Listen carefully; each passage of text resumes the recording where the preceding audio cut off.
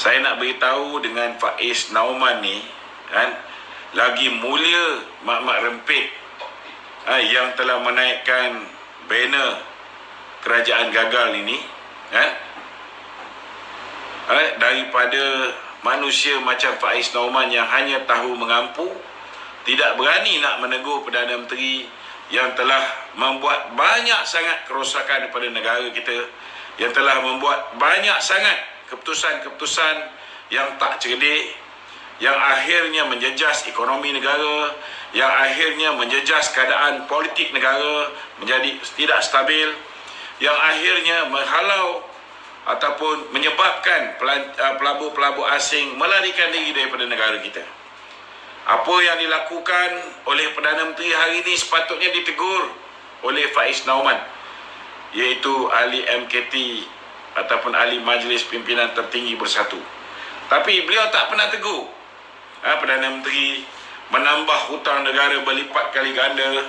Perdana Menteri mengagihkan apa yang dipanggil sebagai direct nego project kepada kroni-kroni beliau. Langsung tak pernah ditegur oleh Faiz Nauman. Apa yang rakyat minta moratorium automatik, yang ini gagal ditunaikan. Apa yang rakyat minta supaya dalam keadaan yang mereka terbeban dengan perintah berkurung dan sebagainya, mereka minta supaya dibenarkan pengeluaran duit KWSP mereka ataupun ICDA mereka secara automatik kepada semua tanpa sebarang syarat, tidak juga dibenarkan oleh Perdana Menteri kita. Yang ini pemimpin-pemimpin bersatu memang tidak mahu menegur Perdana Menteri. Tetapi bila anak-anak muda di Batu Pahat bangkit kan, mulalah dia kata budak-budak ni mak rempit. Lebih baik jadi mak rempit yang ada telur daripada jadi Majlis Pimpinan Tertinggi Bersatu yang bacul tak berani nak menegur demi kebenaran. Yang bacul tak berani nak menegur untuk memastikan bahawa kehidupan rakyat akan menjadi lebih baik. Bagi memastikan bahawa nasib rakyat yang menderita hari ini terbela. Langsung kita tak pernah dengar Faiz Nauman ni memberikan sebarang pandangan. Tak ada. Yang dia tahu menggelarkan pemimpin-pemimpin UMNO yang tidak mahu akur dengan apa ni, siapa nama? Dengan Muhyiddin Yassin sebagai apa yang dipanggil sebagai political animal, ataupun dia tak sebut political animal, dia sebut binatang politik. Ini je yang dia reti. Dia reti melabelkan seseorang. Jadi itu mukadimah saya pada malam ini. Saya persilakan saudara Mat untuk bertanyakan sebarang soalan. Siapa yang nak bertanya soalan, bolehlah mengaju soalan anda di ruangan komen dan nanti sahabat kita akan baca. Silakan. Selamat Hari Raya 2 Syawal. Maaf Zahir Batin. Okey, Datuk, berkenaan dengan kejadian di Batu Pahat ni, ya. Pada waktu yang sama juga banyak tertularnya gambar-gambar rakyat menghadapi menyambut Hari Raya di jalan raya dengan spanduk kerajaan gagal. Berapa banyak tempat? Banyak juga sampai dikeluar di berita di televisyen juga. Oh, keluar di televisyen. Itu televisyen TV3 lah. Yang TV3 ni dia punya Firdaus Abdullah tu pro Mahathir. So itu sebab dah keluar televisyen kan. Kalau kita tengok macam Awani ni dia mirip sikit kat Anwar Ibrahim, mungkin juga boleh keluar kan. Tapi TV-TV lain memang langsung tak keluar lah.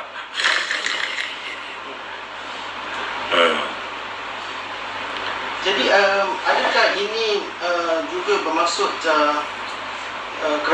kerajaan perlu melakukan perubahan dari segi menangani permasalahan yang saya rasa ini bukan lagi masanya untuk kita melihat kerajaan melakukan perubahan.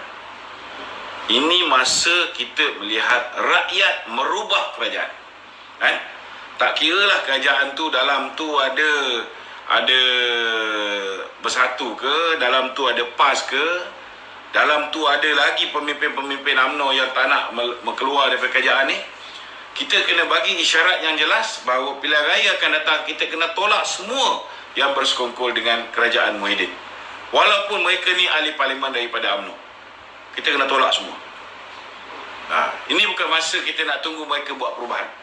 Kita dah bagi mereka masa yang cukup lama dan mereka ada peluang yang seluas-luasnya untuk membuktikan dengan kuasa yang diberikan melalui pintu belakang oleh mereka ni untuk membentuk kerajaan bukan melalui proses pilihan raya.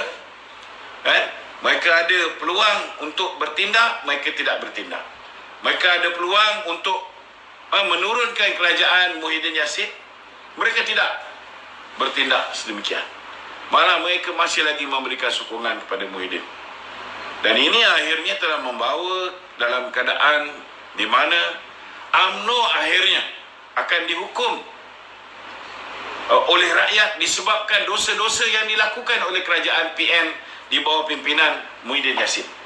Jadi hari ini sebenarnya hakikat dan realiti dia, mereka-mereka yang memegang jawatan di dalam Perikatan Nasional, walaupun mereka ni MP UMNO, mereka adalah liability kepada parti. Menteri-menteri UMNO ni hari ni, kalau misalnya kita gagal untuk mendapat sokongan daripada rakyat dalam pilihan raya umum akan datang, kita boleh letakkan antara sebab kesalahan ini ialah di atas kegagalan mereka untuk menarik diri dan disassociate themselves from Muhyiddin's government. Ada netizen bertanya-tanya, jikalau Datuk Seri Zahid Hamidi mengarahkan sokongan ditarik sekarang, bukankah walaupun dengan hanya 10 orang menarik sokongan, kerajaan sudah perlu bertukar? Sepatutnya awal lagi mereka tarik sokongan. Yang keduanya, kita kena faham bahawa dalam keadaan sekarang ini, kalau ditarik sokongan pun tidak memberi sebarang kesan. Tidak memberi sebarang kesan. Kerana hari ini, kerajaan ini pada hakikat dia, realiti dia, hari ini, the government of the day ialah kerajaan Kebawah Duli Yang Maha Mulia Seri Paduka Baginda Tuan Agong. Kerajaan Perikatan Nasional sudah tak ada. Yang ada ialah kerajaan darurat. Kerajaan darurat ni kepalanya ialah Kebawah Duli Yang Maha Mulia Seri Paduka Baginda Tuan Agong. Cuma yang di-Pertuan Agong memberikan mandat kepada seorang Perdana Menteri yang telah kehilangan majoriti untuk mengepalai darurat ni. Yang ini yang ianya boleh dihadapkan ke muka pengadilan. Cuma kita tahulah dalam keadaan hari ini, kalau bawa pergi ke mahkamah pun mereka boleh tendang macam tu je. Kalau nak ikutkan deklarasi ataupun proklamasi darurat, salah satu aspek yang paling penting, proklamasi ini sewajarnya nasihat tu diberikan oleh seorang Perdana Menteri yang masih legitimate, iaitu Perdana Menteri yang masih mendapat sokongan majoriti di Parlimen. So pertama, Perdana Menteri yang dah tak ada lagi majoriti memberi nasihat kepada tuanku untuk mengisytiharkan darurat. Ini dah satu kesalahan. Kesalahan kedua yang dilakukan ialah di dalam proklamasi darurat itu sendiri, perkara 150 di bawah sekali proklamasi itu menyatakan bahawa ianya perlu dibawa dan dibentangkan di Dewan Rakyat dulu, kemudian mesti diluluskan di Dewan Negara. Ini juga tidak dilakukan. Jadi memang sekarang kita tak boleh buat apa. Sekarang kita tak boleh buat apa, sebab kuasa mutlak terletak di tangan Kebawah Duli Yang Maha Mulia Seri Paduka Baginda Yang di-Pertuan Agong. Rakyat macam kita tak boleh buat apa. Hanya satu pihak je hari ini yang boleh bertindak. Sekiranya mereka merasakan mereka perlu bertindak demi kepentingan rakyat, maka Kebawah Duli Raja-Raja Melayu boleh bertindak dengan meminta supaya Kebawah Duli Yang Maha Mulia Seri Paduka Baginda Yang di-Pertuan Agong untuk menghentikan darurat, ataupun Kebawah Duli Yang Maha Mulia Raja-Raja Melayu boleh menukar Yang di-Pertuan Agong. Contohnya, contoh, saya bagi contoh.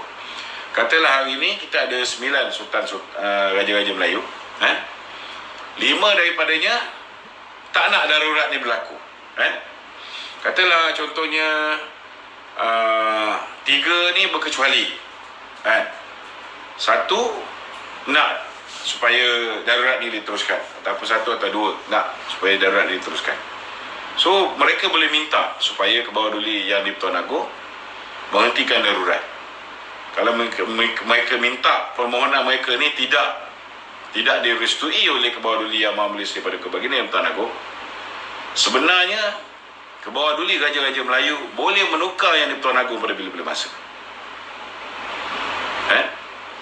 Jadi sekarang ni rakyat memang kita hanya boleh berdoa semoga Kebawah Duli Raja-Raja Melayu menyelamatkan rakyat daripada situasi negara ini terus dipimpin oleh pemimpin-pemimpin yang tak cerdik sebegini. Kecuali kalau keinsafan itu datang sendiri daripada Kebawah Duli Yang di-Pertuan Agong untuk menurunkan Muhyiddin daripada mengepalai darurat ini, dan baginda boleh pada bila-bila masa sama ada mengisytiharkan pembubaran parlimen disebabkan Perdana Menteri sudah tidak ada majoriti, atau baginda boleh pada bila-bila masa melantik seorang Perdana Menteri interim sepanjang tempoh krisis COVID-19 ni, ataupun selagi wabak ini belum reda, kerajaan interim atau kerajaan sementara sehingga masa sesuai untuk diadakan pilihan raya umum.